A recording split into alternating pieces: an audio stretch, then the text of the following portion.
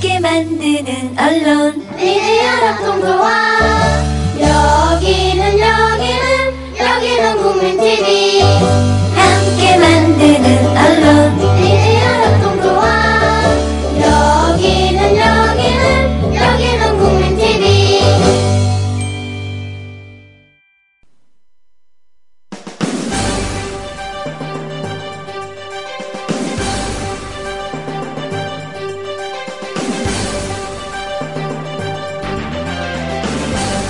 정치평론가 이강윤의 오늘.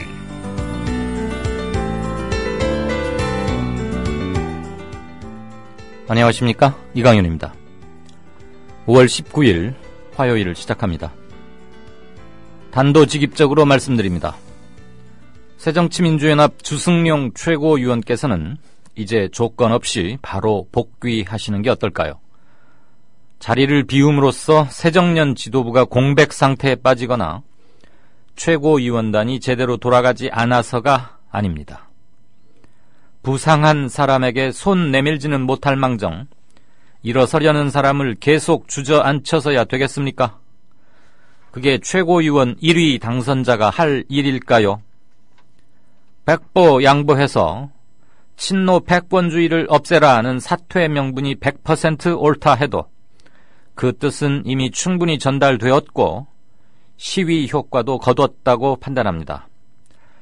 사퇴의 직접적 명분이었던 공갈 발언에 대해서도 당사자가 사과했고 주 최고위원께서도 수용했습니다. 주 위원께서는 그동안 최소 3번에 걸쳐서 사퇴를 거론하며 당 지도부를 압박해왔습니다. 그런 주장의 근거로는 항상 호남 민심과 당 쇄신을 거론했습니다. 호남 민심은 친문이냐 아니냐가 아니라 공천 받자마자 권력이 되어버리는 호남의 장수, 토호 의원들에 대한 각성 촉구입니다. 천정배 후보의 승인이 새정년의 친노 패권주의라고요? 그럼 반대로 새정년 후보가 이겼다면 역시 친노 패권주의 때문에 이겼다고 하시겠습니까? 천정배 후보에게 새정년 후보가 패한 원인은 공천 실패가 가장 큽니다. 새정치연합 당내 경선에 출마했던 김하중 교수의 증언으로도 이는 확인이 됩니다.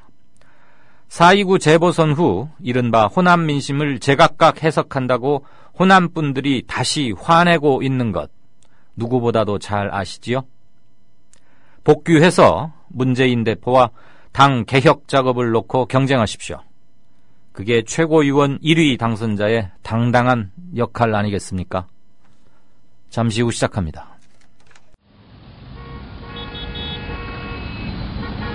부장님, 대리운전은 뭐 부를까요? 아, 대리운전 블랙박스 주는 1800-6606 대리운전이 있지 않은가? 아, 20회 이용시 블랙박스를 주는 1800-6606 블랙박스 대리운전이요?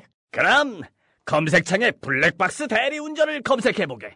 홈피에는 다양한 상품들도 있다네. 저기 부장님, 블랙박스 대리운전에서는 국민TV에 후원도 한다면서요.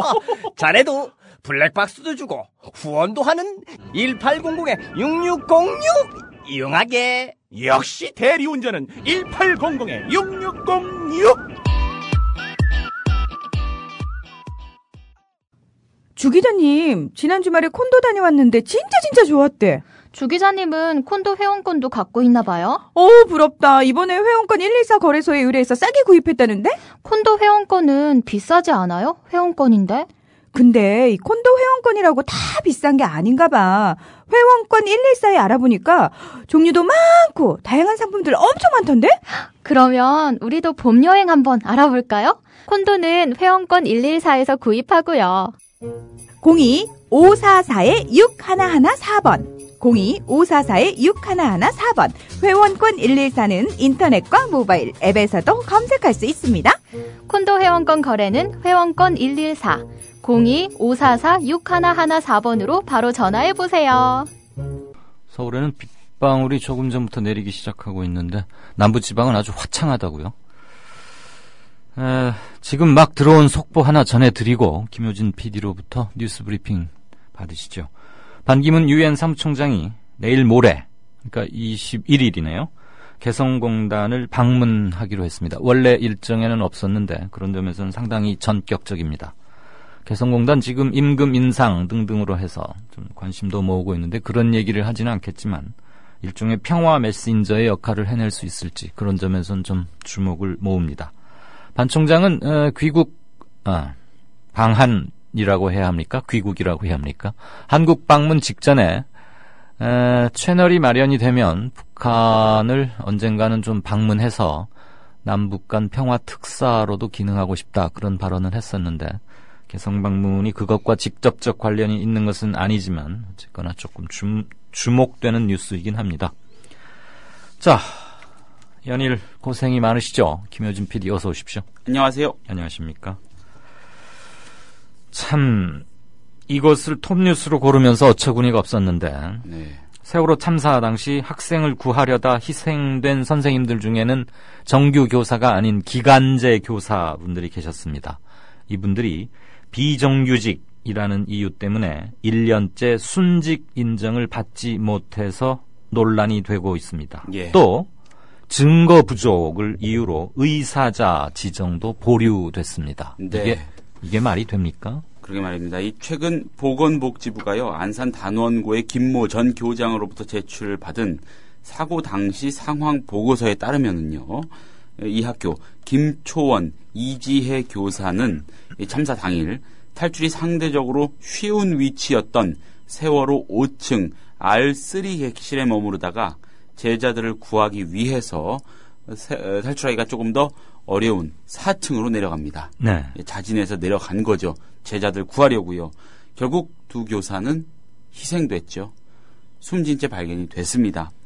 이 같은 상황은 이 세월호에 탑승했던 강민규 단원고 전 교감이 이 김 교장에게 관련 내용을 전달하면서 알려졌습니다. 하지만 공무원의 인사관리를 담당하는 인사혁신처는 두 교사가 기간제 교사라는 이유로 순직 인정을 하지 않았습니다. 네. 기간제 교사인 것도 서러울 텐데요. 공무원연금법상 순직은 위험을 무릅쓰고 직무를 수행하다 공무원이 사망했을 경우 인정이 되는데요. 대상 공무원을 상시 공무에 종사하는 자로 한정했기 때문에 이런 결과가 나왔다고 합니다. 인사혁신처는 이를 정규직 공무원에게만 적용되는 것으로 해석한 겁니다. 그러나 기간제 교사도 공무원 신분으로 인정을 해야 한다는 목소리가 높습니다. 네. 국가인권위원회는 지난해 12월 기간제 교사와 정규직 교사의 업무에는 차이가 없다며 차별적인 제도의 시정을 권고한 바도 있습니다. 아니 그런 말이에요. 왜 저 학생 생활기록부 이런 거를 선생님들이 쓰지 않습니까? 예. 그 이제 뭐 위 학생은 품행은 방정하나 뭐 좀 더 노력을 요함. 머리는 좋은데 열심히 좀 하자. 요즘도 그런 게 있는지는 모르겠는데 네. 담임 선생님 중에 기간제 교사분도 계실 거고 그렇죠. 정규직 교사도 당연히 있을 거예요. 그렇죠. 그들의 가르치는 행위, 생활기록부라는 것은 이거 평생 따라 남고 계속 보관되는 문서인데 예. 그분들이 하는 학사 행정 이런 거에도 차별이 있습니까? 그건 없지 않습니까?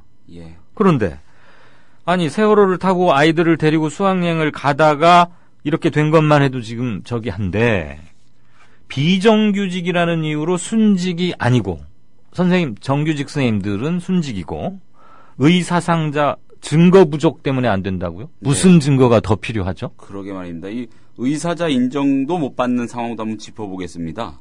보건복지부는요, 지난달 19일에 의사자 지정에는 누구도 반박할 수 없는 자료가 필요한데, 네. 누구도 반박할 수 없는 자료가 필요하답니다.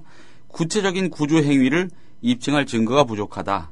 경기도교육청과 안산시에 관련 자료를 보완해달라고 요청했다. 이렇게 밝혔습니다. 그러나 이들의 희생 사실을 전한 강 교감은요, 다들 기억하시죠? 참사 그렇죠. 직후에 스스로 목숨을 끊었습니다. 네. 죄책감에요. 구체적인 증언을 확보하기 어려운 상태입니다. 또 두 교사들이 담임을 맡았던 반은 특히 학생들의 희생이 컸던 곳이라서 추가적인 증거와 증언 확보에도 어려움이 따릅니다. 네. 안산시와 경기도교육청 관계자는요, 증거를 구해오라고 하는데 학생들에게는 그때 기억을 다시 떠올리는 것 자체가 고통이다. 대형 참사는 유연한 접근이 필요한데 절차가 너무 까다롭다 이렇게 호소했다고 합니다. 국회 교육문화체육관광위원회 정진후 정의당 의원은 다른 교사들과 같이 학생들을 구하고자 노력한 이들을 순직 처리하지 않는 것은 기간제 교사에 대한 또 다른 차별이라면서 정부가 희생자 가족들 가슴에 2번, 3번 상처를 남긴다 이렇게 지적을 했습니다. 개인적으로는 이 소식 접하면서 세월호 참사가 상징하는 그 무엇에 더해서 네. 우리나라의 이 정말 어디서부터 손을 대야 될지 모를 지독한 고용 불평등, 이상한 고용 구조의 어떤 불합리성까지도 겹쳐진 그렇죠. 대한민국의 현재 스코어를 단적으로 보여준 한 단면이 아닌가라는 생각을 종합적으로 보여주고 있는 거 아닌가라는 생각을 해봤습니다. 예. 방금 어디서부터 고쳐야 할지도 모르겠다는 표현을 했는데 네. 저도 아주 정확한 표현이라고 생각이 들고요. 예. 증거가 구조 행위를 입증할 증거가 부족해서 의사자로 지정할 수 없다고 말한 보건복지부 그 관료를 꼭 한번 인터뷰를 해보고 싶어지네요. 일테면 이들이 아이들과 함께 사망해 간 것은 전 국민이 텔레비전으로 다 지켜보지 않았습니까? 그렇죠. 그 수심 40여 미터 침몰해 가는 배 안에서 어떤 아비 규환이 있었는지를 증거하라고 하는 것 자체가 일단 말이 안 되는 거고요. 입증 책임을 지운다는 것 자체가 난센스죠, 사실. 세상에 그 죽음 앞에선 인간은 누구나 동일한 행동을 할 수밖에 없습니다. 다 함께 살려고. 설령 어떤 선생님이 그 수중에서 자기 혼자 살려고 좀 더 발버둥을 쳤다고 칩시다. 예를 들어서. 그렇다 한들 아이들을 인솔해서 같이 수학여행을 가다가 그 참변을 당했다는 것만으로도 그것은 그 앞에 무슨 증거를 어떻게 운운할 수가 있는지. 하긴 말이에요. 천안함 사건이 났을 때 금양 58호 59호 어선을 아마 기억들 하실 겁니다. 예. 쌍끌이 어선으로 나와서 구조작업을 돕다가 돌아가다가 침몰했어요. 그 선원들 그때도 언딘이 투입돼가지고 이렇게 선체 인양하고 이런 걸 했었는데 그분들을 의사자로 인정하는데도 몇 개월이 걸렸더군요. 나중에 알아보니까. 예. 그것도 정말 어처구니가 없는데 그분들이 고기 잡는 게 자기 일이고 돈 버는 일인데 천안함에 거기 가서 고기 잡다 갔겠습니까? 그럼 거기에 동원된 것만으로도 국가행위, 구조행위를 위해서 동원된 거고 예. 그러다 이제 더 이상 안 되겠고 자연 조건이 안 나빠져서 귀향하던 도중에 침몰했어요. 우리가 그 보험회사에서 무슨 하는 거 보면 회식 마치고 집에 가다가 교통사고를 당해도 그 순직으로 인정하지 않습니까? 지금 예. 대부분 판례를 보면. 남들이 볼 때는 회식하고서 술 마시고 집에 가는데 그게 왜 순직이냐, 그게 왜 근무 시간의 연장이냐라고 했지만 대법원에서는 그렇게 보지 않았거든요. 그렇죠. 회사 업무의 일환인 것이고 단체 팀워크나 공동체 정신을 확보하기 위해서 하는 거였다. 금양호 선원들이 또는 단원고 인솔 교사들이 회식하다 집에 가다가 사망한 것도 아니지 않습니까? 그러니까 공무원들이 그 규정에만 매달려가지고 조금 한 발짝 뒤로 물러서서 볼 줄을 모르는 거죠. 그렇죠. 이거는 몇십 년 동안 이런 업무 방식이 몸에 배었기 때문에 제가 이 보건복지부 관계자한테 꼭 인터뷰가 된다면 묻고 싶어요. 대단히 죄송한 말씀이지만 귀하의 자제나 친척이나 어떤 분이 그렇게 돌아가셨다 하더라도 당신은 똑같이 지금 이렇게 증거 보완을 요청할 것이냐. 우리가 법 쪽에 그런 말 많이 하지 않습니까? 인간의 얼굴을 한 법, 따뜻한 얼굴의 자본주의, 사람 냄새 나는 자본주의, 이런 얘기를 하는데, 너무나 어처구니 없고 동떨어진 얘기를 듣다 보니까. 법 쪽에 또 포괄적 책임이라는 표현이 있지 않습니까? 네. 여기에서는 포괄적 인정, 좀 이런 원칙을 좀 가져다가 네. 적용하면 어떨까? 그런데 무슨 공안 사건에서 또 몰아갈 때는 포괄적으로 그렇게들 잘해요. 그렇죠. 네. 예. 정말 이거 보건복지부 누군지는 모르지만 틀림없이 인터뷰 안 하려고 할 텐데, 지금 일선 기자였으면 어떻게든지 해보겠구만. 자, 어제 우리 김효진 PD가 어제 이 시간에 안희정 지사와 김덕령 전 의원 얘기를 잠깐 꺼낸 적도 있는데 뭐 새정년의 대권 잠룡으로도 분류되고 있죠. 안희정 충남지사가 문재인 대표에 대한 당내의 사퇴 요구 이거 부적절하다 이렇게 분명히 밝히고 나섰네요. 그렇습니다. 새정치연합 소속 광역단체장들 중에서는 뭐 확인된 걸로는 뭐 이런 입장을 처음 밝힌 거 아닌가 싶어가지고 한번 골라봤고요. 안희정 지사는 오늘 한 라디오 인터뷰에서 당 대표에게 선거 패배 책임을 아무리 묻더라도 당이 혼란에 빠지도록 하면 안 되는 것이다 라면서 새정치연합의 현재 마지는 문 대표다. 모든 고통을 다 안고 있을 것이다. 마지를 중심으로 풀어야 한다. 이런 말을 했습니다. 안 지사는 국가가 국헌에 따라 대통령과 의회를 두고 수습하는 것처럼 당은 당헌의 질서대로 풀어야 한다. 전당대회에서 당대표를 선출했으면 그 틀로 정리를 해야 한다. 이를 갑자기 뒤집고 당헌 질서를 임의로 바꾼다면 당도 혼란에 빠질 것이다. 이렇게 거듭 강조했습니다. 안 지사는 이어서 오히려 문 대표를 중심으로 위기를 수습해야 하는가라는 질문에 그렇다라고 답을 했습니다. 문 대표가 제안한 초계파 혁신기구 구상에 대해서는 제가 정보가 부족하다면서도 당헌 질서에 따라 최고위원회가 기구를 구성했다면 논의를 모아내야 할 것이라는 말로 지금의 지도부의 힘을 실었습니다. 철저하게 당헌과 당대표, 지도부의 틀을 존중해야 된다. 이런 주장으로 요약이 되는 것 같습니다. 지금 징계가 논의 중인 새정치민주연합 정청래 최고위원에 대한 당내 동정론이 조금씩 커진다고요? 그렇습니다. 정 최고위원에 대한 당 윤리심판원의 징계 여부 및 수위 내일 확정이 되죠. 이런 가운데 정 최고위원을 감싸는 목소리가 징계위가 열리는 이 내일이 가까워 올수록 조금씩 높아지는 분위기입니다. 이석현 국회 부의장은 오늘 SNS를 통해서 회초리로 때릴 매를 몽둥이로 패는 것은 정의가 아니다 이렇게 말을 했습니다. 자, 박기춘 의원 또한 SNS에서 제1야당이 마녀 사냥으로 위기를 돌파하려는 건 아닌지 심히 우려스럽다면서 자금의 상황이 희생양 하나를 제물 삼아 해결될 문제인가 이렇게 반문했습니다. 자, 김광진 의원은요, 어제 윤리심판원에 탄원서를 제출했습니다. 김 의원은 탄원서에서 정 의원이 이미 주승용 최고위원에게 직접 사과하고 당사자가 이를 수락한 이상 징계보다는 당의 화합을 위해 선처해 주시기 바란다 이렇게 밝혔습니다. 김광진 의원은 또 별도의 언론 인터뷰에서 현재 당권 1년 정지까지 거론이 되는데 이것은 너무 과도하다면서 20대 총선에 출마도 할 수 없는 상황이 초래된다. 뇌물수수도 아닌데 선거 출마까지 못하게 되는 것은 과도하다고 주장했습니다. 이 당권이 1년간 정지가 되면은요, 당의 공천을 못 받습니다. 총선이 내년 4월이니까요. 출마를 원한다면 무소속 같은 방법을 택해야 하는 거 아니겠습니까? 그렇죠. 그러니까 사실상 총선 출마 자체를 봉쇄하는 결과다. 이런 얘기죠.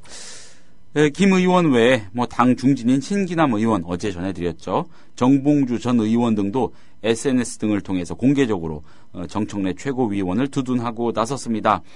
공개적으로 목소리를 내지 않는 당내 인사들 사이에서도 당 일각에 존재하는 엄벌론을 경계하는 분위기가 짙어지고 있다. 이런 전언도 있더라고요.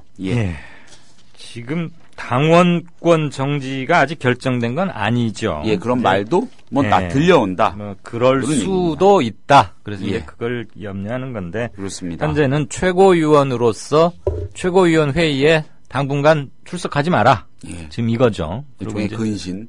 근신. 그리고 이제 그거와 별도로 윤리위원회에 제소된 건데 그렇죠. 윤리위원회에서 어떤 수위에 뭘 내릴 거냐. 거기 위원장이 강창일 의원인가 그렇죠? 제주 출신. 얼굴 동글동글한 분. 근데 이런 여론도 있고 지금 다음 아고라에서 그 징계 반대 철회 운동, 서명 운동, 청원이라고 해야 되나? 국가기관이 아니니까 청원은 아닌 것 같고. 아무튼 그것도 꽤 빠른 수로 늘고 있다고 하고. 한겨레 20일인가 보니까 정청래 그 제목이 뭐더라? 아슬아슬한 입? 그 매서운 입, 아슬아슬한 입이든가 아무튼 뭐 그 제목이 상당히 그래서 기억이 다 외우지는 못하는데 예. 저거 한번 읽어보고 싶다 뭐 그런 생각을 들게 하는 제목이었어요. 예. 근데 뭐 그렇게까지야 가겠습니까? 지금 현재 분위기로 봐서는 이제는 봉합이 아니고 싸움의 초점을 정확히 맞춰야죠. 논점도 정확히 맞추고 예. 어제 JTBC 8시 뉴스룸의 2부에 서울대 조국 교수가 나와서 손석희 앵커가 대담하는 것을 제가 일부러 좀 챙겨서 들어봤는데 여러 계파, 여러 그룹을 다 고루 만족시킬 수 있는 그런 해법을 제시했다고 봅니다. 무슨 뭐 대단하거나 들어보면은 별 천하의 몇 사람만 생각해낼 수 있는 그런 게 아니고 지극히 상식적이고 특히 호남 민심을 어떻게 해석해야 하느냐 하는 것과 친노의 범위를 어디까지로 정하느냐 이 문제에 대해서 굉장히 그거 가지고 지금 분란이 많은데 그 부분에 대해서 아주 온화하면서도 참고할 만한 얘기를 잘 했다고 생각을 합니다. 정답은 멀리 있지 않죠. 제발 지금 비단 새정년뿐만이 아니라 야당을 하고 있다는 사람들 시대가 야당에게 요구하는 것 들야자를 쓴 이유가 괜히 있겠습니까? 자기 발밑부터 우선 돌아다 보기를 권합니다. 자, 이제 뭐 정청래 의원에 대해서 징계가 너무 세다 이제 이런 얘기인데 닭 잡는데 소 잡는 칼 쓰지 마라. 지금 이 얘기 아니에요? 이석현 부의장 얘기는. 그렇죠. 회추리 몽동이. 근데 새정년 일부 당원들이 최고위원직을 사퇴한 주승용 의원에 대한 징계를 요청해서 이번에는 반대로 말하자면. 그렇습니다. 그럼 이제 자꾸 또 커지는 양상이긴 한데 어쨌거나 일단 들어보죠. 네, 새정치연합 전남 지역에 있는 평당원 60명이요. 오늘 보도자료를 냈습니다. 주승용 의원이 최고위원직 복귀를 거부하면서 지속적으로 당내 분열을 일으키고 있다며 징계 청원서를 제출한 사실을 밝힌 겁니다. 네. 이들은 잦은 사퇴 번복으로 당 내분을 조장한 점, 친노 패권주의라는 허위 사실을 유포해 당원들을 분열시킨 점, 호남 정당과 비호남 정당식의 편가르기로 지역주의를 부활시킨 점, 사무부총장 임명권을 주지 않았다는 이유로 회의 참석을 거부하는 등 품위를 훼손한 점 등을 징계 청원 이유로 들었습니다. 이들은 또 주승용 최고위원은 마치 호남 전체의 민심을 대변하는 것처럼 주장하지만 많은 호남 당원들은 공천권을 둘러싼 밥그릇 싸움이 아니라 총선과 대선 승리를 원한다고 비판했습니다. 네. 이들은 이어서 더는 호남 당원들의 민심이 왜곡돼 알려져서는 안 된다면서 윤리심판원이 철저히 조사해 일벌백계해야 한다고 주장했습니다. 심판원은 이후 논의를 거쳐서 주 최고위원에 대한 조사 착수 여부를 결정할 예정인데 이 주승용 최고위원이 그간의 행동을 할 수 있었던 그런 배경 호남 아니겠습니까? 네, 네. 좀 많이 아프겠습니다. 예. 뭐 호남 전남 지역 평당원 60명이 이렇다는 점에서 좀 주목을 끌고 사실 호남 분들을 위해서 제가 한 30초만 변명을 좀 옹호를 해드리고 싶습니다. 저도 주민등록상 호적상으로는 전라북도 전주 출신이니까 호남 맞습니다. 그렇지만 18살 이후로 서울에서 살아서 지금의 저에게 호남 정서가 더 많은지 수도권이나 서울 정서가 더 많은지 명확히 구분하기는 힘듭니다. 즉 특정 지역 정서에 기반해서 이런 말씀을 드린다는 게 아니고요. 호남은 대대로 우리 민주화를 위해서 가장 많이 희생했고 가장 많이 소외돼 왔고 그럼에도 불구하고 한풀이로 무엇을 하지 않는다는 것은 호남 이외의 지각 있고 양심 있고 상식적인 분들은 인정하리라고 봅니다. 거기까지는 대충 사회적 합의가 되어 있다고 봅니다. 물론 어느 지역에나 약간의 돌출적인 행동을 하는 사람들은 다 있습니다. 그런 예외적이고 돌출적인 것은 우리는 일반적으로 말할 때는 그건 빼고 하는 것이고요. 지금 무슨 호남 민심이 뭐가 자기들만 따로 뭘 하겠다 이런 식으로 말하는 것은 호남 출신 의원이나 정치인들이 아니라 호남에 계시는 분들 그리고 정치적 자부심, 이 나라의 민주화를 위해서 희생하고 헌신하고 누구보다도 염원해 왔다는 호남 사람들의 자부심에 대한 모독이라고 봅니다.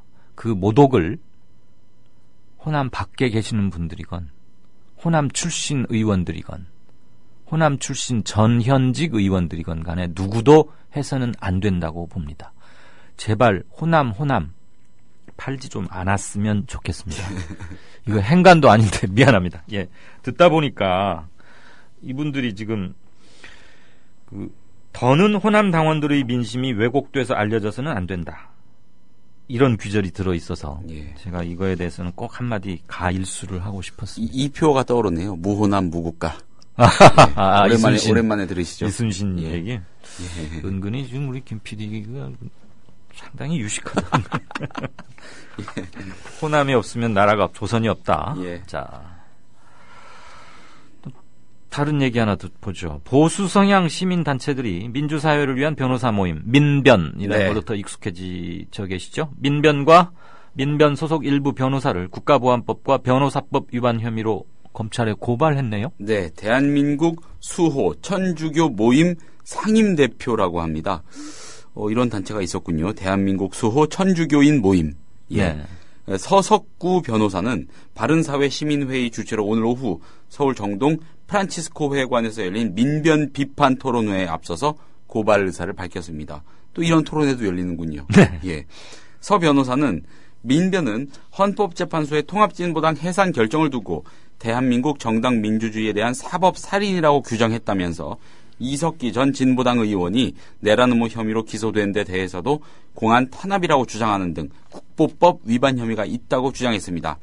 이 밖에도 민변이 조국통일 범민족연합 범민련이라고 하면 더 익숙하실 겁니다. 이 범민련에 대한 이적단체 규정에 대해서나 왕재산 사건 등과 관련해서도 조작서를 제기했다며 북한의 대남 전략에 동조하고 있다고 비판했습니다. 서 변호사는 일부 민변 소속 변호사들이 과거 진실 화해를 위한 과거사 정리위원회 등에 참여했다가 이후 관련 사건 소송을 대리한 일이 있다며 이들도 변호사법 위반 혐의로 고발할 방침이라고 밝혔고요. 서 변호사는 이날 토론회 발제에서 세월호 참사와 성완종 전 경남기업 회장 사건 등을 악용하는 종북 세력을 민변이 두둔하고 있으며 국가보안법 위반 사건 때마다 피의자 접견권과 신문 참여권을 악용해 수사를 방해했다고 주장했습니다. 네. 예. 예, 다양성이 민주주의이긴 합니다. 그런 말이 있긴 합니다. 네. 미국 유력지죠. 뉴욕타임스가 북한 체제가 당장은 김정은 제1비서 체제가 당장 그런 건 아니지만 언젠가는 분명히 무너질 것이다. 이런 전망을 하면서 한국과 주변국, 그럼 주로 일본과 중국, 아마 일본을 그 정도 되겠죠. 네. 예. 대비하라. 이런 촉구를 했네요. 그렇습니다. 네. 뉴욕타임스는 북한의 공포라는 현지 시간 18일자 사설에서요. 북한은 핵무기를 보유하고 잘 정비된 억압체제를 갖추고 있어서 당장은 무너지지 않겠지만 분명히 언젠간 급속도로 무너질 것이라고 전망을 했습니다. 여기서 주목이 되는 건 NYT가 북한을 핵무기를 보유한 나라로 규정을 했다는 점, 이것도 주목이 됩니다. 네. 신문은 한국과 동맹국들은 고통받는 북한 주민들을 구할 준비를 해야만 한다, 이런 말도 했고요. 그러면서 미국과 동맹국들은 긴장을 늦추지 말고 김정은 정권을 막을 방법을 모색해야 한다고 덧붙였습니다. 과거 김일성이었던 모델이 이오시프 스탈린이 사망하고 소련 공산주의 체제가 약 40년 만에 갑작스럽게 붕괴했던 것처럼 북한 체제가 오래가지 못할 것이라는 게 뉴욕타임스의 분석입니다. 신문은 또 장성택 전 국방위원회 부위원장이 개에 물려 숨졌다는 중국 블로그의 오보와 최근 현영철 인민무력부장이 숙청됐다는 국정원 발표도 언급을 했습니다. 네. NYT는 김정은 정권이 불안정하고 위협을 받기 때문에 권력을 유지하기 위해 공포감을 조성하고 있다, 이렇게 분석을 했고요. 네. 그 현영철 인민무력부장이 고사포로 공개 처형됐다. 예. 우리 국정원은 그렇게 발표했는데 거기에 대해서 진위 여부를 말하지는 않았죠, NYT는? 네, 그렇습니다. 그냥 우리 국정원 발표를 인용해서 소개한 거죠. 소개. 예. 알겠습니다. 개에 물려서 숨졌다는 중국 블로거. 이게 중국발 기사라면서 그 당시에 굉장히 많은 소위 찌라시가 돌았는데 예. 팔다리를 묶었다, 혹은 절단했다 이런 상태로 네네. 그 사냥개들의 우리에 넣었다. 이런 얘기도 돌았고, 못 받아보셨. 제가 나중에 한번 보내드려보겠습니다. 너무 혐오스러워가지고. 밖에 나가서 카톡으로 바로 보내주세요. 알겠습니다. 오늘도 뉴스 브리핑 김효진 PD로부터 잘 들으셨습니다. 고맙습니다. 감사합니다. The American people realize that this cannot be made a fight. Our working thesis tonight is this quotation. If this fight against communism is made a fight between... 안녕하세요. 뉴스K 앵커 노지민입니다. 제 앵커석 옆에는 4명의 언론인 사진이 걸려 있습니다. 이 중 한 사람인 에드워드 머로우는 메카시즘의 광기를 끝낸 용감하고 양심적인 기자로 기록됩니다. 숨죽여 있던 미국의 지성을 일깨운 계기였습니다. 어느 누구는 뉴스 앵커가 특정한 주장을 펼치는 것이 점잖지 못하다고 지적합니다. 하지만 시시비비를 가리는 것은 언론인의 사명입니다. 뉴스K가 그 사명을 일깨우면서 한국 언론을 선도하겠습니다.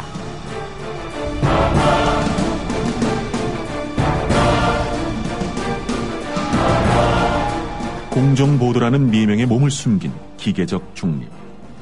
품위 품격이란 미명에 존재를 감춘 엘리트주의. 뉴스K는 하나하나 혁파해 가고 있습니다.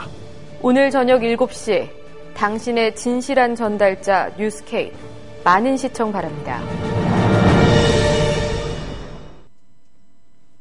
네, 경제뉴스 브리핑 들으시겠습니다. 오진근 헤어룸 자산 컨설팅 대표 연결돼 있죠? 네, 안녕하십니까? 안녕하세요. 이통 3사가 일제히 데이터 요금제를 도입했는데 휴대전화를 쓰는 사람들의 소비 패턴 변화가 결국은 요금의 혁신적인 변화를 가져왔다. 이런 평가죠? 네. KT를 시작으로 LG U+에 이어서 오늘 SK텔레콤이 데이터 중심 요금제를 내놓았습니다. 국내 이동통신 시장의 데이터 중심 시대가 활짝 열렸는데 소비자들은 그동안 음성통화에 요금을 지불하던 데서 벗어나서 데이터 사용량에 따라 요금을 내는 방식으로 대전환을 맞게 되었습니다. 3사의 그 이통 요금제를 쉽게 설명드리면 네. 6GB 사용하게 되면 월 5만원, 10GB 사용하면 월 6만원, 15에서 20GB 쓰면 월 7, 8만원, 그리고 30GB 이상은 월 10만원 정도 사용하게 됩니다. 10GB라 그러면은 글쎄 저만 모를까요? 그냥 뭐 영화나 게임을 하는 청소년 이런 게 아니고 무슨 뭐 운전할 때 내비게이션으로도 쓰고 검색 포털에 들어가서 검색도 하고 가끔 9시 뉴스 같은 것도 조금 보고 그렇게 매일 그 정도로 한다고 하면 제 질문이 좀 무식하겠네요. 생각해보니까 10GB면은 그 정도면 한 달 쓰는 겁니까? 예, 제가 16GB 정도 한 달에 쓰는데요. 예. 그 팟캐스트를 즐겨 듣거든요. 예. 예, 그래서 뭐 10GB 이상이면 상당히 많이 쓰는 그 팟캐스트를 즐겨 듣는 사람일 겁니다. 그래서 10GB 이상 사용자는 많지 않을 것으로 생각됩니다. 팟캐스트 듣는 거도 데이터가 많이 소모가 돼요? 예, 거기서 굉장히 많이 소모됩니다. 실시간으로 듣는 스트리밍이 아니고 다운받아서 폰에 저장하고 그걸 재생해서 들을 때도 많이 소모되는 거예요? 제가 몰랐어요. 데이터 다운로드 받을 때 그 데이터 소모가 되고 저는 주로 스트리밍으로 그냥 듣기 때문에 예, 많이. 그렇군요. 아니 뭐 기가바이트라 그러면 그게 얼만큼 되는 건지를 감이 안 오니까.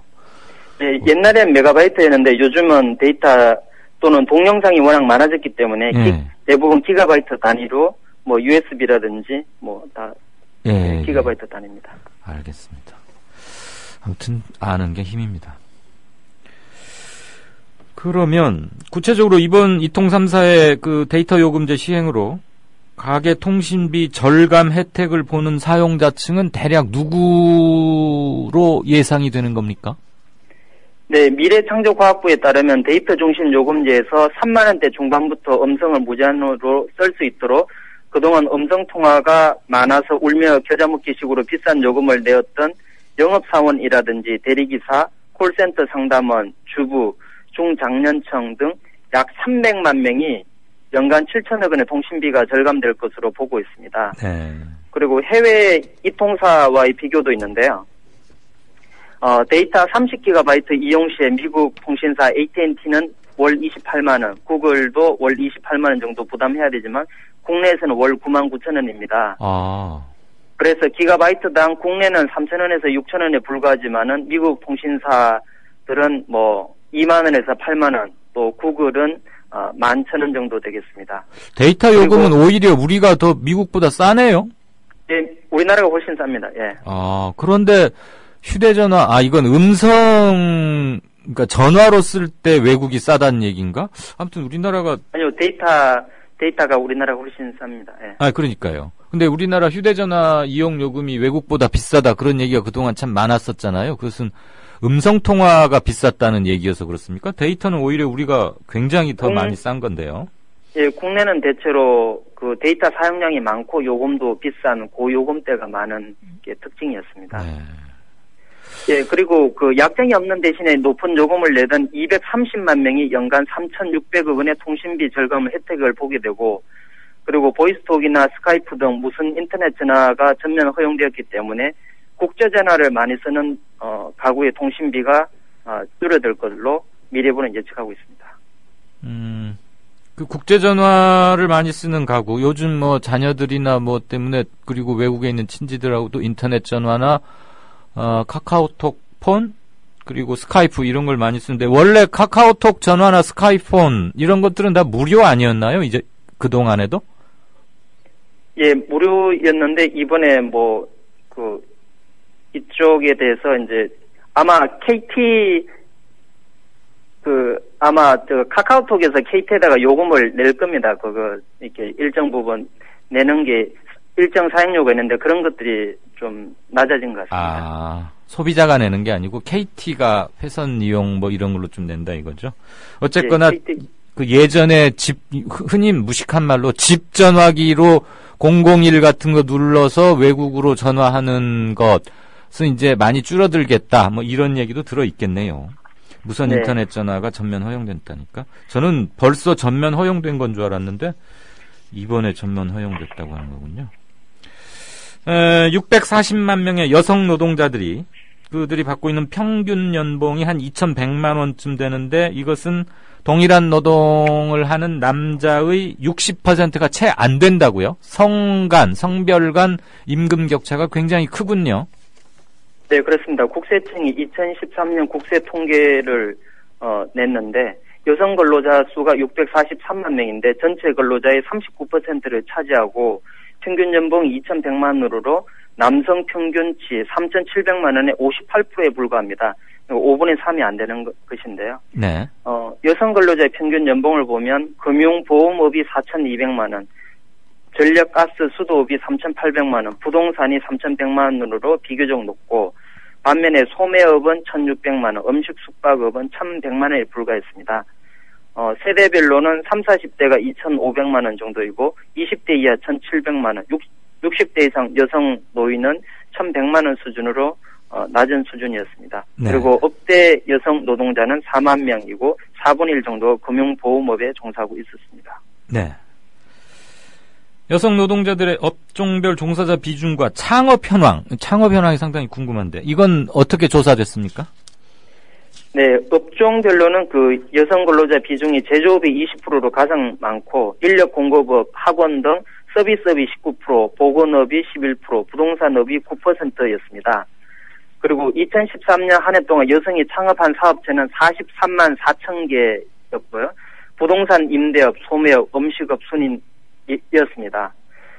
근데 여성이 운영하다가 폐업한 사업체 수도 37만 8천 개나 되기 때문에 평균 폐업률이 15%이고 창업 사업체 대비 폐업 사업체 수는 87%로, 그러니까 10개가 창업하면 9개 정도는 폐업하고 있는 게 현실입니다. 90%가 힘들거나 망한다 이 얘기네요. 네. 자, 공적연금인 국민연금에 대한 기업의 부담은 OECD 국가 중 우리가 가장 낮은 수준인데 선진국의 기업들은 우리나라에 비해서 스페인의 경우에 한 5배, 핀란드는 3배나 더 내고 있다고요. 그러니까 지금 우리는 반반씩 내고 있는데 외국들은 기업이 내는 몫이 훨씬 크다 이 얘기입니까? 예, 그 OECD 대부분의 국가들이 기업이 훨씬 많이 내고 있습니다. 그 OECD 평균으로 봤을 때 근로자가 8.4%를 내고 고용주가 11.2%를 내고 있기 때문에 3%포인트 이상 많이 내고 있습니다. 네. 현재 공적연금인 국민연금 논란에서 최대 이슈는 보험료 문제입니다. 보험료를 올리자니 가계부담 증가가 우려되고 보험료를 못 내는 사람이 더 많아지면 사각지대가 확대될 수 있습니다. 반대로 보험료를 현재 수준으로 유지하면 노인빈곤 등 제대로 된 노후 보장이 어렵습니다. 이 때문에 일각에서는 기업의 국민연금 부담을 높이자는 대안을 제시하고 있는데요. 현재 국민연금 보험료율은 9%로 노동자가 4.5%, 고용주가 4.5%로 1대1로 내고 있습니다. 그렇지만 OECD 국가들을 보면 스웨덴은 근로자가 7%를 내는데 고용주가 11.4%로 더 많이 내고 있고요. 핀란드는 근로자가 5.2%를 내는데 고용주는 3배 이상인 17.7%를 내고 있습니다. 네. 이외에도 미국, 프랑스, 벨기에 등도 기업들이 더 많이 내고 있습니다. 다만 그 노인들이 많은 고령화가 많이 진행된 일본이나 독일은 8.4%씩 또는 9.8%씩 같이 내고 있지만 우리나라는 노동자와 기업이 4.5%씩 내고 있기 때문에 일본, 독일보다도 절대액수가 적은 게 문제입니다. 네. 그래서 이에 대해서 그 이영 한양대 경제학부 교수는 북유럽 국가는 세금만 더 내도 복지 국가가 가능했지만은 국가의 크기가 크면은 사회 보험료로 복지 재정을 충당해야 된다. 그렇게 얘기하고 있습니다. 예, 그렇군요. 자, 우리나라 국부, 그러니까 나라의 부, 네이션 웰스 이런 표현을 쓰던가요? 우리나라 국부가 1경 1000조 원. 야, 이게 네. 전혀 감에 와닿지 않은 거액일 텐데. 아무튼 우리나라 국부가 한 1경 1000조 원쯤 되는데 이것은 국민 순자산 GDP의 약 8배 정도인다. 그런데 그 국부의 90%가 그러니까 태반이 부동산에 집중되어 있다 이 말이죠. 그 말은 돈이 돌질 않고 딱 땅이나 건물 이런 부동산에 묶여 있다 이 말입니까? 네, 그렇습니다.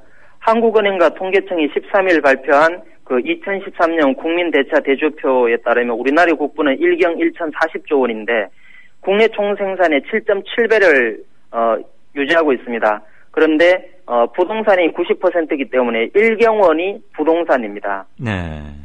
그리고 국민 순자산이 이제 GDP 대비 7.7배인데 이는 일본의 6.4배, 호주의 5.9배, 캐나다의 3.5배에 대해서는 5배에 비해서 선진국보다 훨씬 높은 수준인데 이는 부동산 가격이 상대적으로 많이 폭등했기 때문이라고 한국은행은 얘기하고 있습니다. 네, 그렇군요. 또 하나 주목해야 될 것은 국부의 부동산 쏠림 현상은 지속되는 반면에 생산 활동에서의 활력은 떨어지고 있습니다. 생산 과정에서의 자본 투입 증가율 수치인 자본 서비스 물량 증가율은 3.7%로 대폭 둔화됐고 고용자산의 명목 GDP 대비 배율은 3.4배로 선진국과 비슷한 매우 높은 수준입니다. 이는 우리나라의 그 인프라 수준이 세계 최고 수준이라는 것을 나타내고 있습니다. 그렇군요. 우리나라 가구당 순자산은 3억 3천만 원쯤 되고 그런데 그중에 한 3분의 2가 부동산에 묶여 있다. 이게 뭐 조금 전에 전해주신 거하고 비슷한 패턴인 것 같은데. 네, 그렇습니다. 가계 및 비영리 단체 가구당 2.6인 기준입니다. 순자산이 3억 3천만 원인데 비금융 자산 비중이 65%, 즉 쉽게 말해서 부동산이 3분의 2, 2억 2천만 원을 차지하고 있습니다.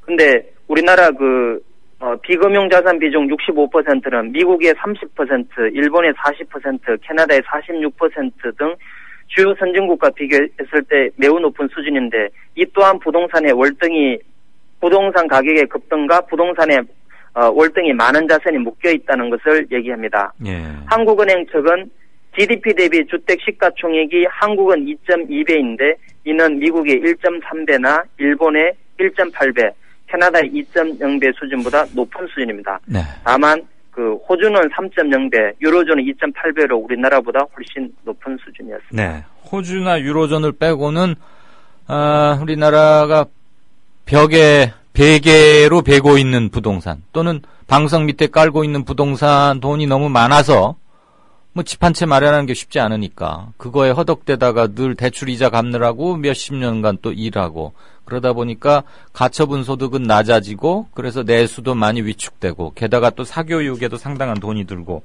이래저래 살기 힘들다 뭐 이렇게 얘기해도 되겠습니까? 예, 한마디로 부동산 망국론이다 해도 네. 그 과언이 아닐 정도로 부동산이 지나치게 오르면 비용이 너무 비싸지기 때문에 경제 활력이 급격히 떨어집니다. 네, 알겠습니다. 그것이 지금 현재의 문제인 것 같습니다. 네, 오늘도 실생활 관련 뉴스들 재밌게 들었습니다. 고맙습니다. 네, 감사합니다. 네, 지금까지 경제뉴스 브리핑 오진근 헤어룸 자산 컨설팅 대표였습니다. 제주 문옥양 노지 한라봉 판매합니다.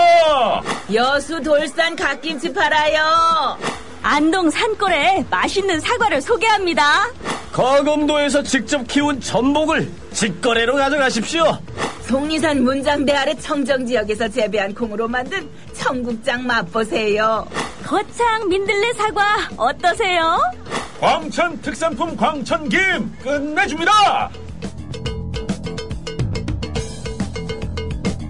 정직하고도 유익한 특산품 멀리서 찾지 마세요. 지금 국민TV 홈페이지 홍보마당 사업 홍보 게시판에 펼쳐 있습니다. 파실 분 사실 분 함께 어우러진 행복한 상생의 장 여러분을 초대합니다. 국민.tv 홍보마당 사업 홍보 게시판 지금 들러주세요.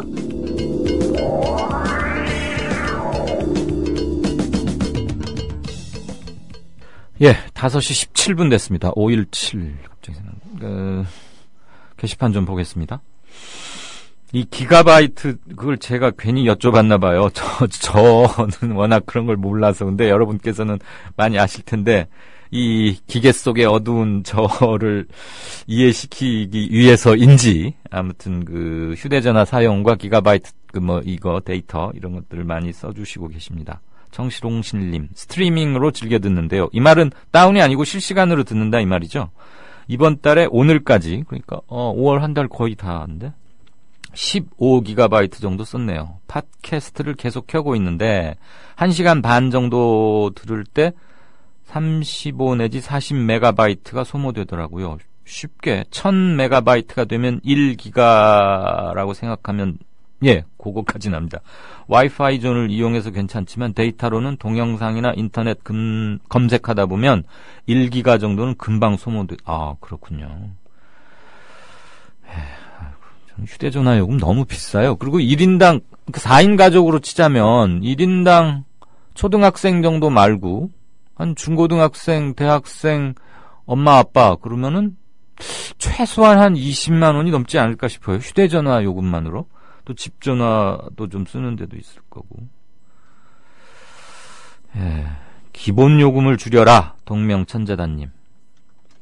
사용자라는 닉네임. 스카이프나 카톡 설치하고 가입은 무료이나 스카이프나 카톡을 사용하는 데 발생하는 데이터 요금은 무료가 아니다. 이게 무슨 말이죠? 스카이프나 카톡 가입은 무료인데 스카이프나 카톡을 이용할 때 발생한 네네네 그 데이터 요금은 무료가 아니다. 그렇죠. 전화 요금을 내는 한 무료는 아니지요.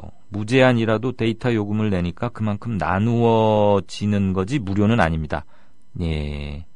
그리고 어제자 이강윤의 오늘 파일 사이즈가 39메가입니다. 팟캐스트 파일 용량도 꽤 됩니다. 40메가라고 계산하기 좋게 40메가라고 했을 때 이강윤 쌤 방송 열흘 그러니까 2주일치 들으면 400메가가 드네요. 다른 팟캐스트랑 여러 개 다운받아서 듣는다면 1기가도 그냥 훌쩍 됩니다. 물론 100% 3G나 LTE 다운로드 시에 그렇다는 거고 와이파이에 접속해서 받으면 무료네요. 예, 잘 알겠습니다. 90분 하니까 한 39메가쯤 되는가 보죠. 그래도 이건 동영상은 없고 음성만 있으니까 그렇게 크진 않겠죠. 밖에서 보이는 라디오 못 본다. 낭인님. 그 데이터 사용량이 많아서요. 이게 전문가들이 엄청 많으시네요. 이 기가바이트에 대해서 그냥 이게 집단지성이라고 할 수 있겠죠. 다운받을 때는 와이파이가 무료인 곳에서 받아라 라고 점 4개 쓰시는 분. 칼센님은 한 달에 25기가를 쓰신답니다. 자, 다른 것도 좀 보고 싶습니다. 정청래 의원 징계하면 새정치연합은 굉장히 어려워질 거다. 이런 내용 다름과 닮음님 주셨고요. 새숲길 정한님께서는 참 아주 활짝 웃는 시아버님과 아마 새숲길 정한님이 갓 세댁쯤 되시는 신혼주부이신 것 같아요. 아이가 아직 어린 걸로 봐서 그 사진을 이렇게 올려주셨습니다. 여기는 3대가 조합원이시라고요. 네, 그렇군요. 이런 화제의 조합원 이런 거 다 어디 뭐 취재해서 보도하고 막 그랬었겠죠? 예전에 제가 1년 그 전부터는 조합 저희가 아니어서 잘 모르는데 3만 명이 모여있다 보면은 여러 가지 화제 이런 게 많이 있겠죠. 호적상 전남 목포 출신인데 14살부터 서울에서 살았다. 어쨌거나 지역감정 조장하는 것은 누구든지 간에 그건 잘못한 일이다라고 그런 견해도 함께 주셨습니다. 뉴질랜드 지부장님, 실시간 청취가 가능하신 모양이네요. 우리하고 시차가 2시간인가 밖에 안 나죠, 뉴질랜드는. 방귀 낀 놈이 성낸다. 주승용 최고위원을 비롯해서 호남권 의원들의 행태를 두고 김종배 씨가 정확하게 짚었군요. 네, 저도 그렇게 정확하게 짚도록 노력하겠습니다.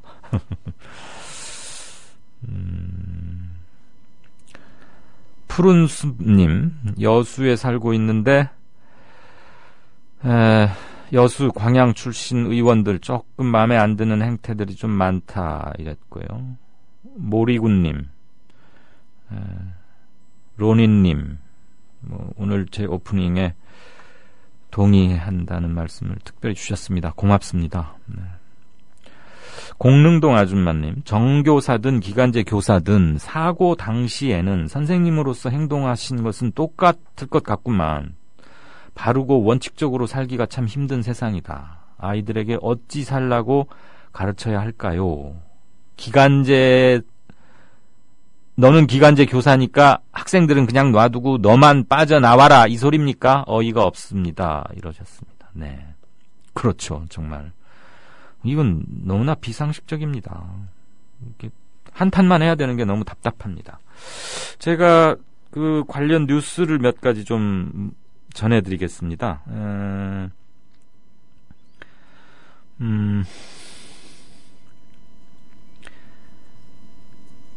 세월호 관련해서 망언을 한 여약사회, 이 약사와 교사 집단은 특히 여성분들의 파워, 숫자도 많고요.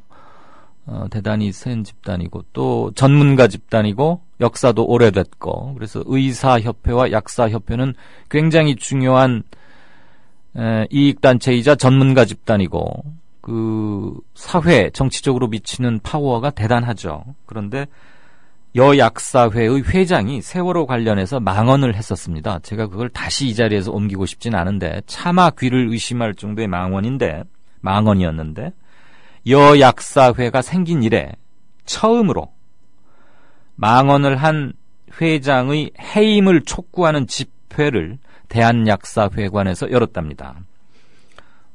이제 의학 관련 전문지에서는 상당히 큰 뉴스로 취급했는데 일반 종합지에서는 그렇게 크게는 다루지 않았습니다만 저는 흔히들 의사나 약사 집단은 상당히 보수적이다. 그들의 사회 경제적 위치가 좀 아무래도 강자 쪽에 있고 전문가 집단이고 하니까 그런 사회적 인식이 있는데 그런 일반적인 통념과는 달리 약사분들이 모여서 여약사 회장의 해임을 촉구하는 집회를 열었답니다. 이런 걸 보면 역시 우리 사회에 아직도 건강한 상식을 공유하는 전문가 집단이 많이 있다는 것, 그런 걸 확인할 수 있네요. 그나저나 의료계에 종사하면 누구보다도 인도주의 정신이 더 투철해야 되는 건 기본 아니겠습니까? 그런데 세월호 관련 망언을 한 그 여약사 회장, 약사들이 모여서 해임을 촉구했으니까 이 정도에서 물러나는 게 너무 당연한 게 아닌가 싶고요. 방송 도중에 진행하면서 들어왔던 몇 가지 뉴스로서 전달할 가치가 있는 속보를 몇 가지 함께 전달해 드리겠습니다. 경남기업의 워크아웃 과정에서 편의를 봐준 의혹을 받은 김진수 전 금감원 부원장보에게 영장이 발부됐습니다. 당신 잘못했다. 감옥에 가서 고생을 좀 해라. 이 얘기죠. 금감원의 부원장보가 한 7명인가 8명쯤 되는데요. 숫자는 많지만 굉장히 파워가 센 자리입니다. 그리고 정치바람을 많이 타는 자리이기도 하고요. 금융계 사람이 아닌데 정권이 바뀔 때마다 청와대 같은 데서 바람을 타고 내려오는 수도 왕왕 있습니다. 이번에 구속영장이 발부된 김진수 전 부원장 보가 금융계 출신인지는 제가 아직 미처 확인은 못하고 있습니다. 한편 성완종 리스트 관련해서 고 성완종 씨가 반기문 유엔 사무총장을 정치적으로 후원했다 이런 얘기가 한동안 돌았고 그래서 이완구 전 국무총리로부터 미움을 샀다 이런 추측 보도들도 있고 했는데 현재 귀국해 있는 반기문 유엔 사무총장이 고 성완종 회장과는 특별한 관계가 아니다라고 언명했습니다. 그러니까 괜히 색안경 끼고 보지 말라 이 얘기죠. 그런 정도가 들어왔고요. 네, 블루벨벳님, 세월호에서 학생들과 함께 사망한 사실 그 자체가 이미 순직이거나 또는 의사상자로 지정되는 데 필요한 명백한 증거가 아닐까요? 라고 해주셨습니다. 네, 정말 답답하죠. 자, 게시판은 조금 있다가 형편이 되면 한 1분 30초쯤 더 보겠고요. 일단 여기까지 하겠습니다. 조선일보가 일제에 벌이는 거룩한 전쟁에 참여하라고 해서 내 학도병으로 지원했다가 죽을 뻔했다우. 6.25 때 조선일보가 국군이 연전연승하고 있다고 해서 넋놓고 있었죠.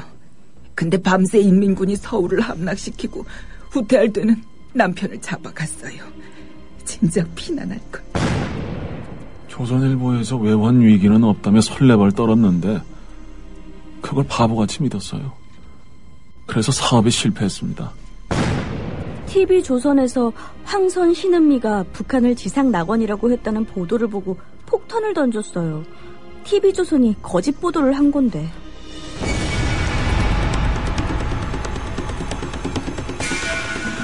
이런 조선일보가 여전히 신문시장 1위를 독점하고 있습니다. 조선일보 같은 족벌신문, 수구 기득권 세력의 대변 매체에 집중된 언론 권력을 시민에게 돌려주자는 운동. 이게 바로 미디어 협동조합 운동입니다. 조합원이 아니신가요? 서둘러 가입해주세요. 조합원이신데 조합비를 아직 못 내고 계신가요? 서둘러 자동납부 신청을 해주세요. 인터넷 국민.tv 또는 서울전화 3144-0933, 3144-7737로 하시면 됩니다. 이강윤의 오늘, 이제는 정가 산책으로 함께합니다. 정치권 동향, 생생하게 풀어드릴 분은요.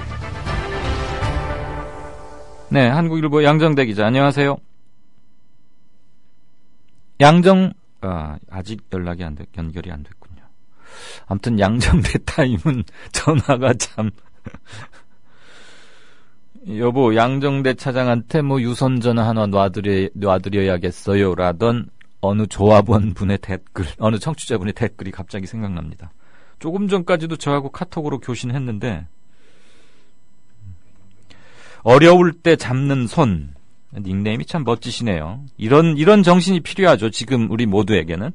그분이 오늘 이강윤 앵커의 오프닝을 제발 좀 주승용 의원을 비롯해서 다른 사람들 여러 곳으로 좀 퍼나르고 싶다 이런 말씀 주셨는데 고맙습니다. 격려로 알겠습니다. 혼합재료님은 호남 평의원들 역시 살아있다. 속 시원하다 이러셨고요. 아무튼 격려 좋고 어려울 때 잡는 손 이런 정신으로 우리 모두 함께 가십시다. 양 기자 연결됐습니까? 네네. 네.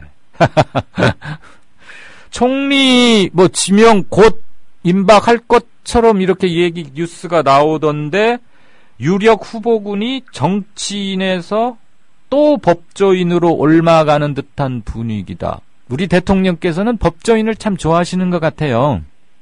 글쎄요. 참 이 총리 인선, 특히 이제 박근혜 정부 들어서서 이 당차관들, 총리 당차관 인선 관련해서 사실 이 언론에서 제대로 맞춘 적이 거의 없죠. 단 한 번도 없을지도 모르겠는데요. 어쨌든 거의 없는데, 이게 이제 뭐 워낙 이 정말 듣도 보도 못한 뭐 생뚱맞은 인사나 아니면 아주 옛날 사람 뭐 이렇게 분류를 할 수 있을까요? 그런 경우들이 많아서. 예. 노인 일자리 창출에 애쓰신다고 들었어요. 80 다 된 분들. 어떻겠어요? 뭐 그런 얘기도 하고. 예. 근데 최근에 이제 그 박근혜 대통령이 남미 순방 중에 이완구 총리가 사의를 표명을 했고, 그리고 이제 와서 이완구 총리의 사표가 수리가 된 이후에 지금 벌써 상당 시간이 지나서 그때만 해도 청와대에서 나온 얘기가 그동안에 뭐 워낙 총리 후보자 검증을 많이 해놔서 네. 빨리 될 거다 뭐 이런 얘기가 있었지만 한편에서는 뭐 사실 총리를 뭐 어떻게 보면 좀 뭐 폄하하는 건 아니지만 총리가 없어도 국정 돌아가는데 뭐 아무 문제 없다 뭐 이런 우스갯소리도 많아서 총리 공백 상태가 길어질 거다 뭐 이런 예상도 있었는데 그렇죠. 아니냐 다를까 지금 총리 공백 상태가 상당히 지금 길어지고 있는 상태 아닙니까? 예. 그런데 이제 이번 주 들어서면서 주말을 지나면서 청와대 중심으로 청와대 쪽에서 총리 인선이 이번 주에는 이루어질 거다. 뭐 이런 얘기가 나오기 시작했고요. 네. 그러면서 이제 총리 인선이 임박했다 이런 전망들이 많았는데 그동안 이제 정치권 안팎에서 계속 나온 얘기는 대체로 이 황우여 교육부 총리 또는 최경환 경제부총리 네. 아니면 새누리당의 이주영 전 해수부 장관 이주영 의원 이런 정치인들이 유력할 거다 이런 얘기들이 많았습니다. 네. 무엇보다도 이제 가장 1차적인 뭐 이유는 사실 내가 통할인이 이 총리의 헌법상 이 총리의 기능 역할 이런 것들에 대한 적임자가 누구냐라는 문제보다는 누가 무난하게 청문회를 통과할 거냐 뭐 이쪽에 이제 포커스가 맞춰지면서 정치인 총리 얘기가 상당히 많이 나왔었는데요. 예. 그런 이제 정치인 총리 같은 경우는 어떻게 보면 이번에 총리가 되면 사실 내년 총선 불출마 선언이 불가피하지 않습니까? 그렇죠. 총선에 5개월, 6개월 총리하고 나서 총선 출마하겠다고 나가면 그것만큼 또 황당한 상황은 없을 거고. 그래서 이제 정치인 총리 유력설이 계속 나오다가 최근 며칠 전부터는 이 법조인이 유력하다 이런 쪽으로 좀 무게중심이 올라간다 이런 얘기가 나옵니다. 네. 그러면서 이제 급부상한 인물이 바로 이 황찬현 전 감사원장. 아, 예. 중앙법원에 부장판사 하다가 감사원장으로 와가지고 말이 많았었죠, 그때. 그렇죠. 서울지방법원장 하다가 곧바로 감사원장으로 가면서 현직 이 지방법원장이 현직 법원장이 이렇게 가는 게 말이 되냐? 이게 삼권분립에 위배되는 것 아니냐? 독립기구인 감사원으로. 그렇죠. 굉장히 말이 많았었죠. 그랬죠. 그리고 또 유력하게 거론되는 사람이 바로 황교안 법무부 장관입니다. 이 두 사람 얘기가 지금 어제 오늘 이 정치권 주변에서 굉장히 많이 나오고 있고요. 네. 이와 함께 이 동시에 또 부각되는 사람이 바로 한덕수 전 총리입니다. 네, 만년 후보. 그렇죠. 거의 그쪽 같은 경우는 사실 예전에 고건 전 총리와 마찬가지로 이 정권이 어느 쪽이냐, 어느 정당에서 집권을 했느냐와는 무관하게 항상 1순위. 예, 항상 뭐 후보군에 올라 있었죠. 그리고 이제 경제 마인드와 관련한 얘기도 좀 약 강점으로 작동을 할 수 있고요. 어쨌든 이런 얘기들이 쭉 나오는데 그러면서 지금 말씀드렸듯이 이 법조인 후보자에 대한 얘기가 계속 나온다 이런 말씀 드렸는데 그래서 이제 이전 대법관이나 뭐 헌재 소장, 헌법재판관 뭐 지낸 사람들 이런 사람들에 대한 그런 지금 하마평이 지금 어제 오늘 갑작스럽게 굉장히 많이 나오고 있는데 최종적으로 인선은 대통령이 어쨌든 누구를 결정할지는 아마 언론들이 쉽게 딱 꼬집어서 쓰기가 사실 어려울 텐데요. 예. 그런데 중요한 것은 지금 어떤 총리를 내세우느냐가 사실 전국의 흐름에 큰 방향타 혹은 전환점이 되기는 쉽지 않을 거다. 예. 그러니까 이 황찬현 감사원장 세웠을 때는 조금 의미가 다를 수 있고, 특히 이제 황교안 법무부 장관이 만약에 총리로 기용이 된다면 예. 정말로 이 박 대통령이 친정 체제 구축, 그런데 그게 공안 통치적인 성격이 굉장히 강화되는, 그러면서 이 국회의 기능과 역할, 여야 협상의 여지가 굉장히 줄어드는, 그래서 청와대가 전국을 주도하고 틀어지고 가겠다는, 그러면 올 하반기부터는 여권 내에서도 당청 갈등이 본 궤도에 오를 수 있는 이런 여러 가지 이제 정책 해석이 가능할 텐데, 네. 그 이외에 다른 사람이 임명이 된다면 보통 총리 임명을 통해서 대통령이 정국의 흐름을 조금 바꿔보거나 혹은 이 비판적인 여론을 수용하는 모양새를 취하면서 이제 총리 교체들이 이루어진 게 대부분이었지 않습니까? 예. 그런데 그것과 이 박근혜 대통령의 부상은 상당 부분 좀 다를 수 있겠다. 예. 그런 해석이 가능할 것 같습니다. 근데 뭐 총리가 특별히 하는 일이 고건 총리나 김황식 총리 정도 한 40타수 2안타. 여태껏 역대 총리가 한 40명쯤 되는데 그 중에 두 사람쯤 그 두 분 정도로 총리 해낼 거 아니면 40타수 2안타는 거의 의미 없는 타율일 테니까. 그렇죠. 별로 기대가 안 돼서. 그리고 특히 이 정부 들어서는 총리 잔혹사라고 해야 되나, 아니면 총리 트라우마, 아니면 국민들 차원에서는 총리 스트레스 이래갖고 잘 알아서 뽑으시겠죠. 그건 뭐 양 기자도 뭐 누가 될까 이런 걸로 뭐 예측 기사 썼다가 괜히 또 안 맞춰서 스트레스 받지 마시고 대범하게 넘어가시면 어떠실지. 그래서 이제 제가 마지막에 말씀드렸듯이 예. 그러니까 총리가 누가 되느냐가 사실은 전국의 그렇죠. 별 의미가 없을 거 아니에요. 그렇죠. 그 흐름에서 좀 중요한 결절점이 되거나 이런 게 일반적이었는데 네. 지금 최근 들어서는 특히 이제 말씀하셨던 여러 가지 이 상황들 때문에 예. 결국은 이 박근혜 정부의 이 세 번째 총리인가요? 모르겠어요. 총리가 총리 후보자는 엄청 많았던 것 같은데 어쨌든 이제 이 후보자가 다시 선정이 되더라도 예.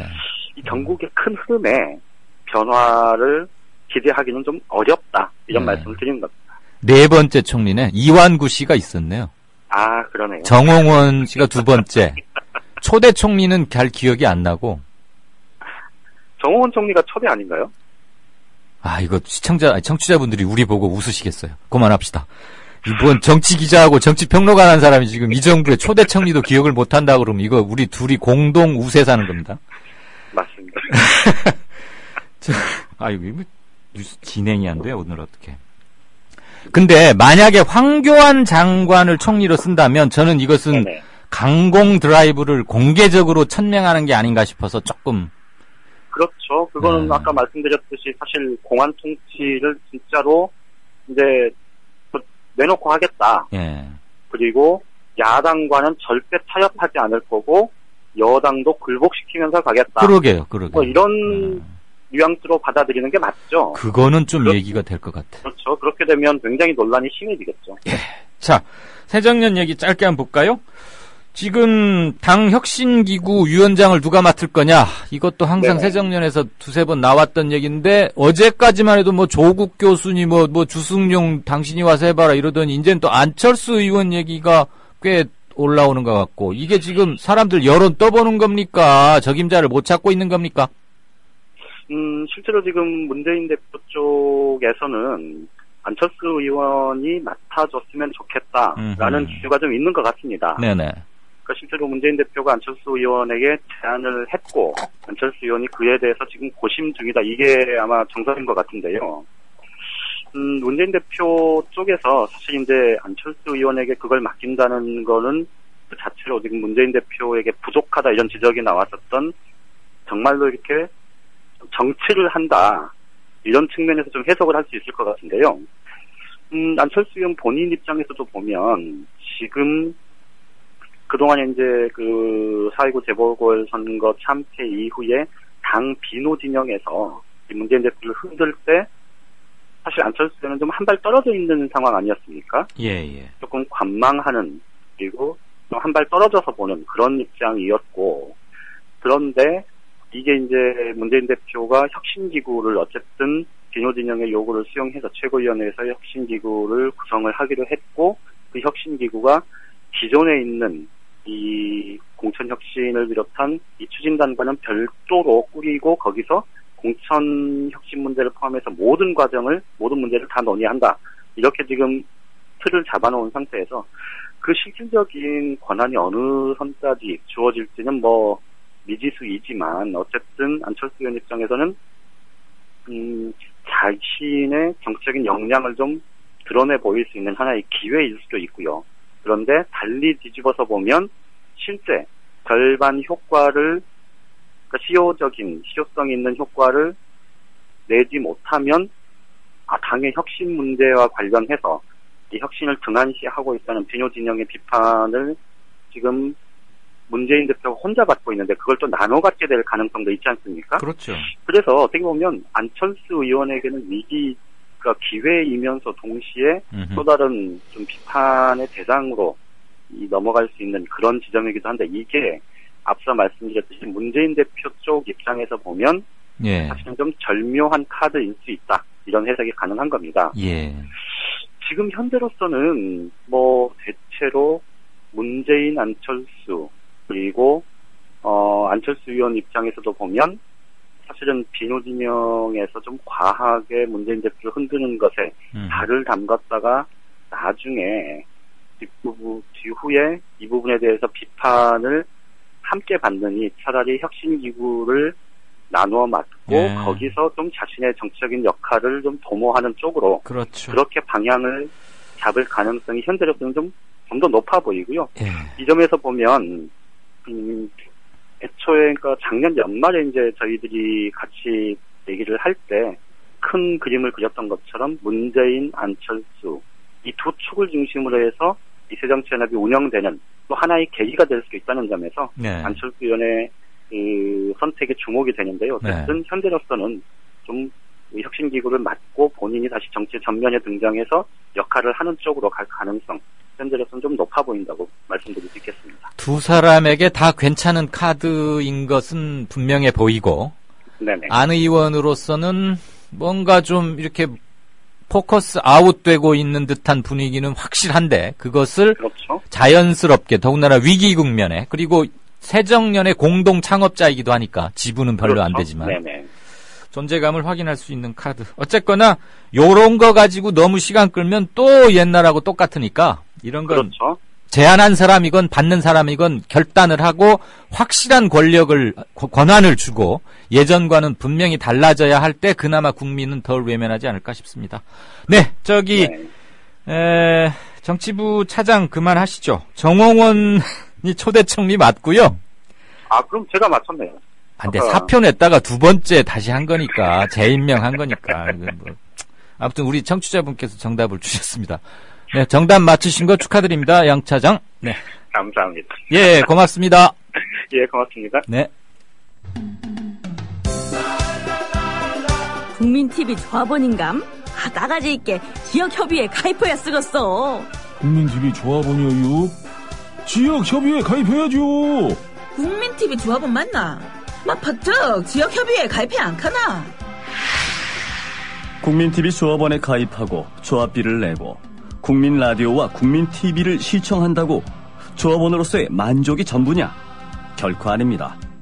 가까운 지역협의회에 가입하셔서 가까이 사는 조합원과 동지애를 나누십시오.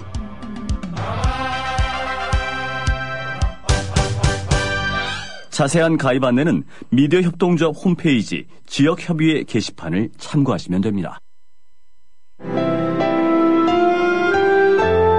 주장이 질서를 만나면 아름다워집니다. 주장이 화해를 만나면 힘이 생깁니다.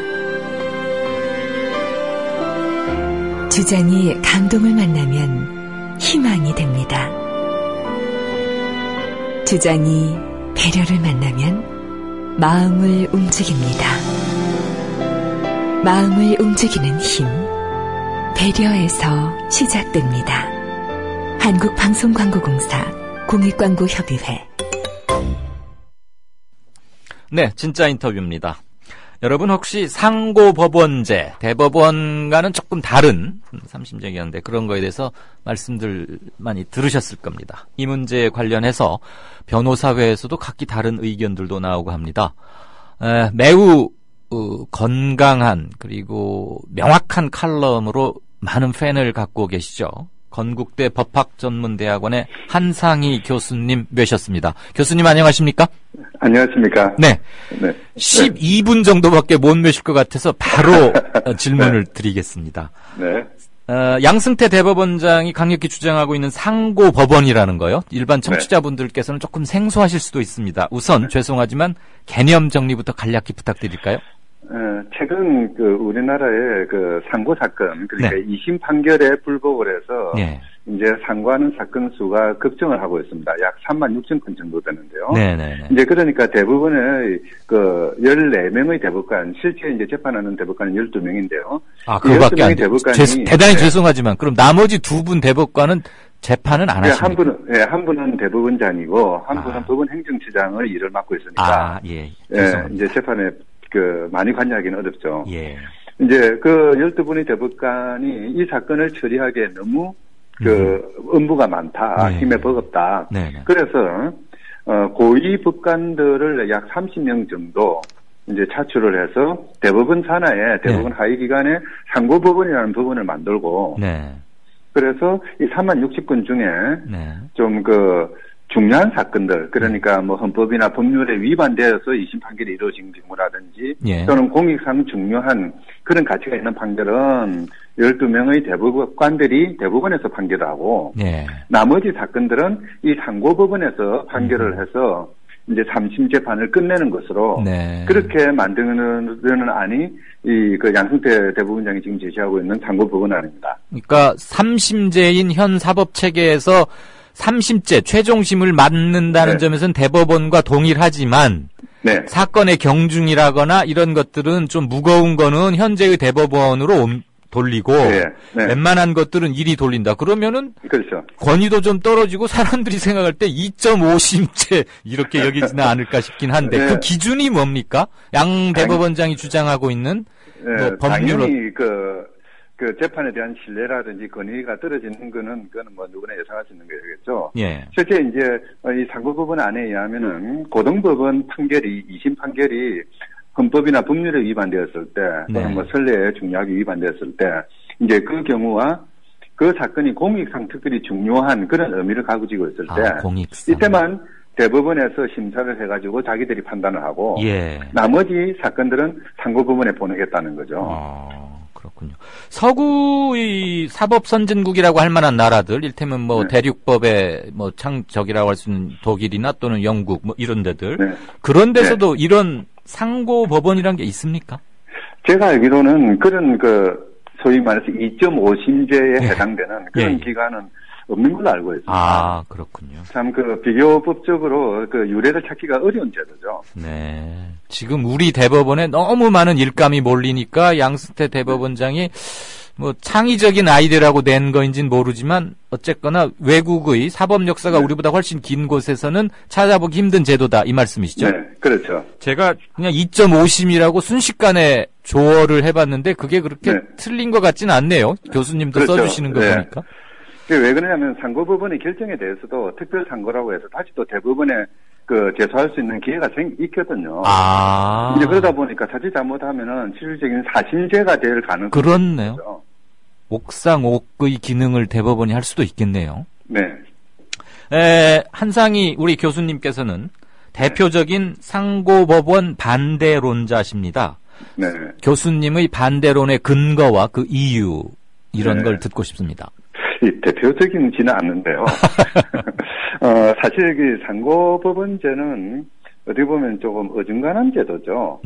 그러니까 어떤 사건이 전국적으로 권위 있게 해결되는 것도 아니고 그렇다고 해서 3심에 해당되는 거긴 한데 뭔가 좀 찜찜한 그런 맛을 남기고 있는데요. 그보다 더 중요한 거는 이 상고법원을 만들게 되면은 사법의 관료화 우리 여태까지 사법개혁 논의가 나올 때마다 가장 심각한 문제라고 이야기되었던 이 사법의 관료화가 촉진된다는 문제가 있습니다. 어떤 점에서 그렇죠?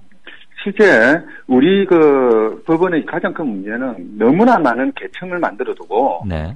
이제 그 계층 간의 승진을 미끼로 해서 이 법관들을 통제하는 구조를 가지고 있었거든요. 네.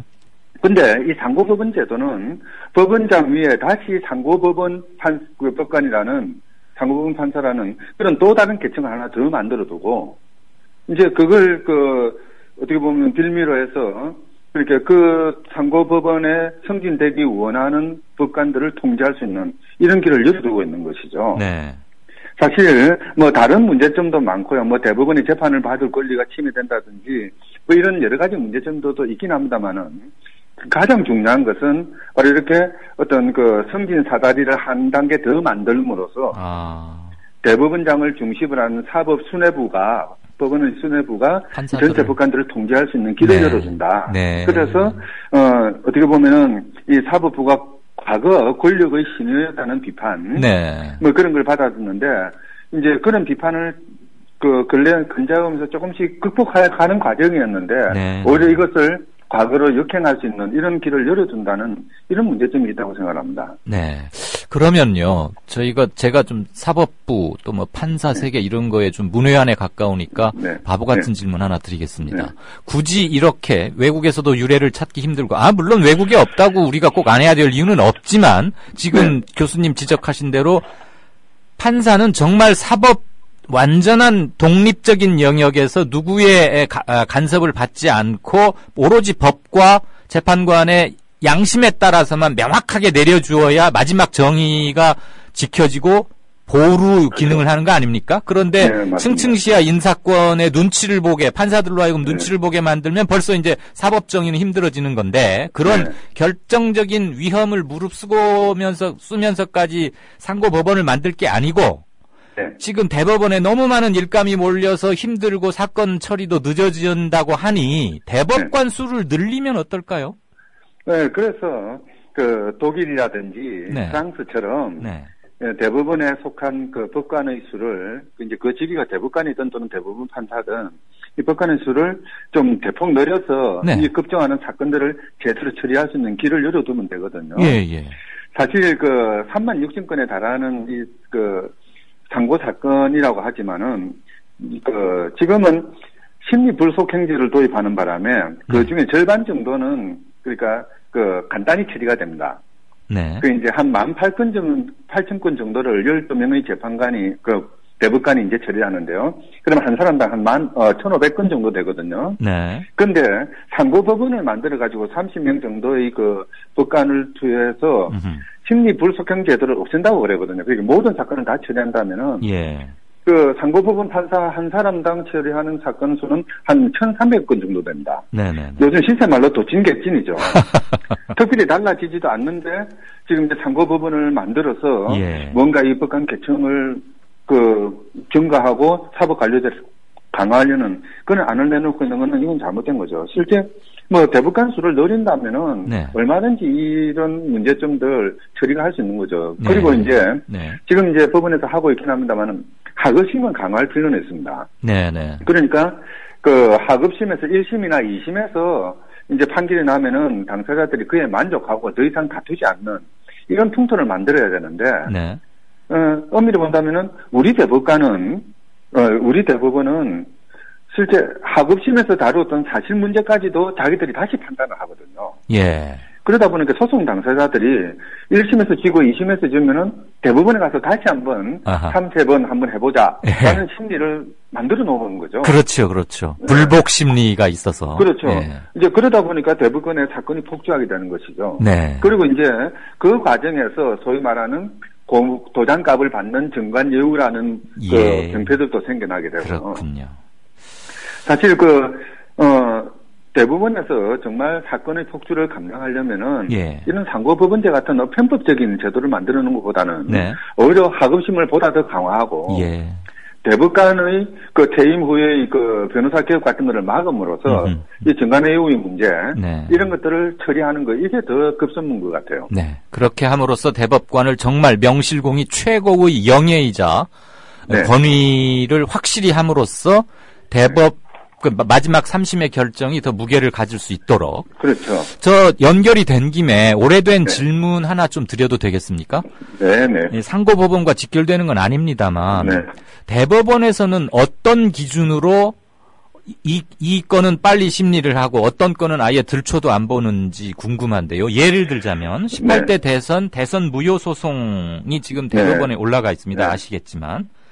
그런데 지금 이 정권 2년 6개월이 되어가는데 2년 넉 달째가 되어가는데 아예 심리도 안 열린단 말이죠. 이런 것은 대법원장이 결정합니까? 이제 그 재판 일정 같은 것들은 각 그 부에서 결정을 하긴 합니다만은 사실 저도 궁금합니다. 왜 그런 사건, 특정한 사건에 대해서는 아예 심리조차도 열지를 않는 것인지. 어떻게 보면은 우리 사법부가 아직도 정치적인 외압이라고 그럴까요? 뭐 이런 부분에서 자유롭지 못한.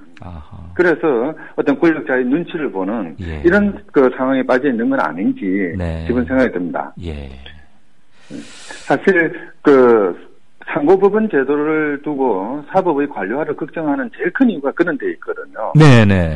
그러니까 법원이 모든 법관들이 최고위 법관으로부터 최말단의 법관까지 한 줄로 줄을 서서 순위를 따지는 이런 구조. 그리고 상급자가 하는 말은 하급자는 절대 거부하지 못하는 이런 구조를 만들어 있어가지고는 우리 법치주의가 지향하는 사법의 독립이라든지 또는 국민의 인권과 권리의 최후의 보루로서의 사법부라든지 이런 이상이 실현되는 것은 아주 요원하다 할 수가 있는 것이죠.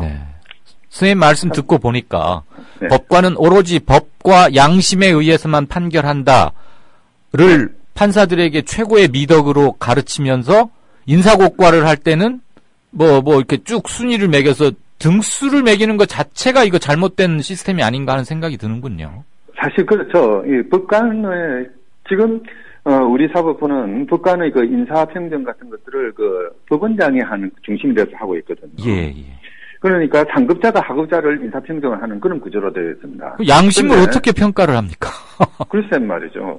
그러니까 이제 바로 그러다 보니까 판사들은 자기 인사평정권을 가지는 상급자 또는 대부분에 있는 사람들의 눈치를 보지 않을 수가 없는 상황이 벌어지는 거죠. 이거는 그러니까 사법의 독립 내지는 법에 의한 지배라는 이 큰 헌법 틀을 정면에서 부정하는 것이 돼버리는 거죠. 잘 알겠습니다. 선생님 귀한 말씀 여기까지 듣는 걸 시간 때문에 죄송합니다. 지금까지 한상희 건국대 법학전문대학원 교수님이셨습니다. 고맙습니다. 감사합니다. 이강윤의 오늘이 준비한 순서는 여기까지입니다. 들어주셔서 대단히 감사합니다. 내일 뵙겠습니다. 국민 라디오 팟캐스트 응원하는 가장 쉬운 방법 아시나요? 다운로드하기, 별점 주기, 댓글 달기, 구독하기. 국민 라디오 팟캐스트 널리 알리는 가장 쉬운 방법. 다운로드하기, 별점 주기, 댓글 달기, 구독하기. 기억하세요. 다운로드하기, 별점 주기, 댓글 달기, 구독하기.